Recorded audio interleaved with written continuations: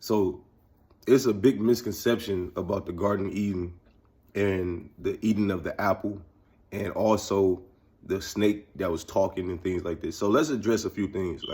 So a lot of people, they refuse to understand the literal concept of the Garden of Eden, because they feel like it has to be metaphysical. The reason why they feel like it has to be metaphysical is because they like, snakes don't talk, or or they ate an apple, but it wasn't a real apple. It was a, man, shut up, right? And I'm sorry to disrespect whoever's saying stuff like that, but y'all should stop talking because y'all don't know what y'all talking about. So let's just address the literal concepts, right? Talking snakes. There are literally snake whisperers in the world. People that talk to snakes and can get snakes to do stuff, and snakes can talk back to them and, let them know how they feel, and people can communicate with animals. This is a real thing that goes on today. And I would not be surprised if people were more tapped in and in touch with nature and animals during that time, because they were closest to them. They even named the animals. They named them. Adam named all the animals that was in his region. You know what I'm saying? So that's number one, like the concept of a snake talking, which again, we don't know what language the snake was talking. So some people just automatically assume the snake was talking English because they read the Bible in English. But that snake could have been talking, what's that possum tongue? He could have been speaking possum tongue like Harry Potter. You know what I'm saying? I don't know. But the whole point I'm making is that he was definitely speaking, or the serpent was speaking, but the serpent was also being used by Satan. So that serpent is just an animal that was created, but Satan's energy was working through that animal. That's a big concept as well. Another thing that I want to point out is that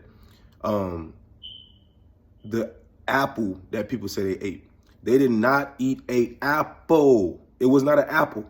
It was a fruit from a tree called the tree of the knowledge of good and evil. The tree of the knowledge of good and evil will produce what kind of fruit? Not apples. Apple trees create apples. The tree of the knowledge of good and evil creates fruit of the knowledge of good and evil. So literally, they ate of a fruit that possessed the knowledge of good and evil. We don't know what that fruit is.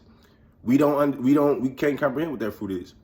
What I would say is that as I exist today, there are plants that exist on this earth that when you consume them, they open your mind to a certain place of intellect, or they open your mind to seeing things in a different manner than what you were before you were consuming plants.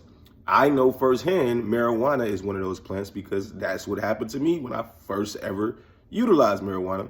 My mind changed. Like, I started noticing a lot of stuff that I did not notice before, and that's a real thing. So there's literally some type of fruit that they ate back then that gave them the knowledge of good and evil that God told them not to touch, but they touched it anyway. People are trying to say, no, that was a metaphysical sense for something else. No, let's look at it for the literal sense. They took of a fruit of the knowledge of good and evil from a tree of the knowledge of good and evil, and they ate of it, and they gained the knowledge of good and evil, and now they didn't know why they was naked, and they were like probably feeling all type of stuff about the fact that they were naked, seeing each other naked and all that good stuff. And now they have all this understanding and noticing all these things. They cover themselves up, for sure. And so literally, that's what happened in the Garden of Eden. But for some reason, people make it to where it has to be metaphysical. Now, there is a metaphysical concept and understanding to it for people who need and who are supposed to truly understand it. We'll break that down one day if it's needed, but people need to first get the literal understanding down pat before they try to go into a metaphysical concept, because the literal understanding will help you truly understand how we are. Our goal, because Adam and Eve ate that fruit, is to balance all of the knowledge of good and evil that we all are born with because of what they did.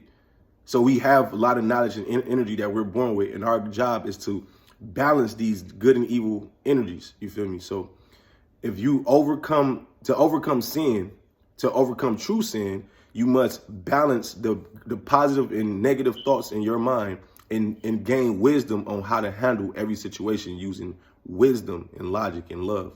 And love is the balance of good and evil. So just so people can understand that, love is true patience. understanding, care, correction, long suffering, faithfulness, and loyalty. Thank y'all for tuning in. Much love.